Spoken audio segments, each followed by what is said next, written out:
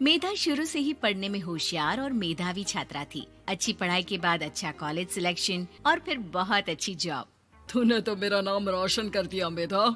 अरे लेकिन ये जो काम करने का तरीका है ना, इसे बदल ले। 18 घंटे काम करेगी तो कल को बच्चा कैसे संभालेगी? तुम्हारी तरह पागल नहीं हूँ माँ, जो बच्चे और परिवार में फंस जाऊँ। मैं तो जिंदगी खुल कर जीऊंगी। सब कहने की बात होती है बेटा, अपने बच्चे का सुख हर कोई चाहता है। वक्त बीतता है और मेधा की शादी हो जाती है। शादी के कुछ सालों में ही मेधा एक सुंदर से बेटे की माँ बन जाती है। अरे यार, मेरी मैटरनिटी लीव खत्म हो रही है, क्या करे? माँ भी नहीं आ सकती, कैसे मैनेज करूँ? ऐसा करते हैं, इसके लिए केयर टेकर रख लेते हैं, वो देखा करेगी इसे। मेधा को पति की बात जंच जाती है और वो केयर टेकर की तलाश शुरू कर देती है। एक दिन उन लोगों के घर एक महिला आती है जो दिखने में पढ़ी लिखी लगती है। जी, क्या काम है आपको? मैम, मेरा नाम स्नेहा है। आपका एड देखा केयर टेकर का, क्या मैं आपके यहाँ काम कर सकती हूँ? हाँ, क्यों नहीं, लेकिन आप तो अच्छे घर की लगती हैं, फिर नौकरी क्यों?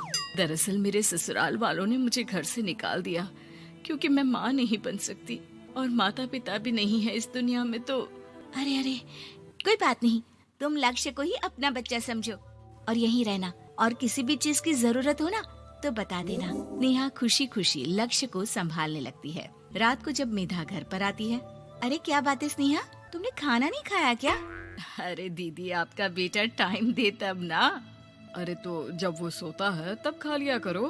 तब तो मैं इसके पास ही बैठी रहती हूँ। कोई मच्छर या कीड़ा काट ले लक्ष्य को तो अब आप पकड़ो, मैं खाना खा लेती हूँ। स्नेहा वहाँ से चली जाती है। बहुत ही अच्छे से ख्याल रख रही है ये लक्ष्य का।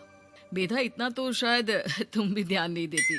मेधा को पति की बात बुरी तो लगती है, लेकिन कुछ नहीं कहती। धीरे धीरे स्नेहा मेधा और उसके पति के साथ बाहर भी जाने लगी। सुनो, स्नेहा को भी बाजार ले चलते हैं, वो क्या है ना, लक्ष्य को देख लेगी जब तक मैं शॉपिंग कर लूंगी। हाँ चलो, वैसे मैं चाह रहा था कि लक्ष्य को लेकर हम दोनों ही चलते।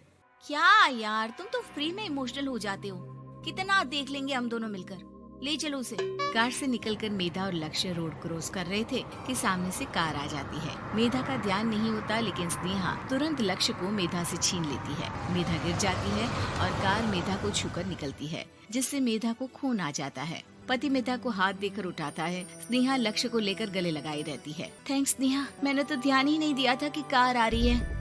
स्नेहा का गुस्सा मालकिन पर टूट पड़ता है। अरे कैसी माँ है आप, अगर आज कुछ लक्ष्य को हो जाता तो मैं आपको कभी माफ नहीं करती। छोटा सा बच्चा है, उसे चोट लगती है तो पता है कितनी तकलीफ होती है। पति भी स्नेहा को देखने लगता है कि उसे क्या हो गया।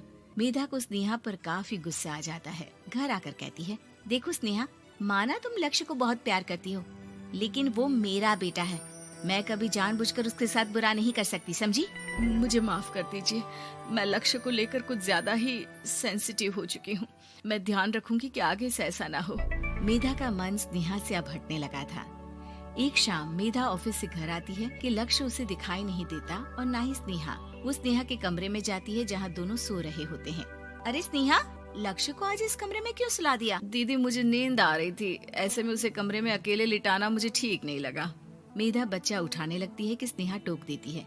रहने दीजिए ना दीदी, सो रहा है, फालतू में नींद खराब हो जाएगी। मेधा को गुस्सा आ जाता है और वो बच्चा उठाकर वहाँ से चली जाती है। अगले दिन मेधा स्नेहा को बुलाती है, साथ में एक और लड़की खड़ी होती है। स्नेहा, अब तुम अपना कुछ और देख लो, हम लोगों को नई केयर टेकर मिल गई है, तुम इस हफ्ते घर छोड़ देना। स्नेहा का मन लक्ष्य को छोड़ने का नहीं करता, लेकिन नौकरी तो नौकरी होती है ना। स्नेहा घर से चली जाती है। धीरे धीरे महीने और साल बीतते जाते हैं और लक्ष्य एक नौजवान लड़का हो जाता है। लक्ष्य, आज मुझे मंदिर जाना है, ले चलोगे? ठीक है माँ, एक काम करके अभी वापस आता हूँ, तब तक आप और पापा दोनों तैयार हो जाइए। दोनों तैयार होकर बैठ जाते हैं, लेकिन लक्ष्य काफी देर तक नहीं आता। अरे मेधा, फोन तो करो लक्ष्य को, देखो क्या हो गया उसे। मेधा फोन करती है तो पता चलता है कि लक्ष्य का एक्सीडेंट हो गया है और वो सिटी अस्पताल में है। जल्दी चलिए, पता नहीं कैसा होगा मेरा बेटा। अरे चिंता ना करो, सब ठीक होगा, मैं अभी कार निकालता हूँ। दोनों मियाँ बीवी अस्पताल पहुँचते हैं, जहाँ वो लोग देखते हैं कि लक्ष्य बिस्तर पर पड़ा होता है। एक महिला इन्हें यहाँ लेकर आई है, वो वहाँ बैठी है, लेकिन फिलहाल तो आप लोगों को इनके लिए किडनी का प्रबंध करना होगा। एक्सीडेंट में इसकी किडनी डैमेज हो गई है। मेरी ले लीजिए डॉक्टर साहब, मेरे बेटे को बचा लीजिए। नहीं नहीं, आप माँ हैं, आपकी नहीं ले सकते, पिता की भी नहीं। आप किसी रिलेटिव या दोस्त से पता कर लें और हाँ थोड़ा जल्दी करें क्योंकि देर होने से मामला बिगड़ सकता है। मेधा बैठकर रोने लगती है कि वहाँ डॉक्टर आ जाते हैं। जिस औरत ने आपके बेटे को यहाँ भर्ती कराया था वो अपनी किडनी आपके बेटे को देना चाहती है। हाँ? कौन है वो? कहाँ है वो? तभी वहाँ स्नेहा आ जाती है। स्नेहा तुम? मैं लक्ष्य को पहचान नहीं पाई थी, लेकिन आप लोगों को देखकर समझ गई कि ये लक्ष्य है, इसलिए वापस आ गई।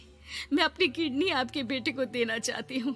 मेरी अपनी तो कोई औलाद नहीं, लेकिन लक्ष्य में मैंने हमेशा अपना बच्चा देखा। तुम धन्य हो स्नेहा, जो इतने साल में भी लक्ष्य को भूल नहीं पाई।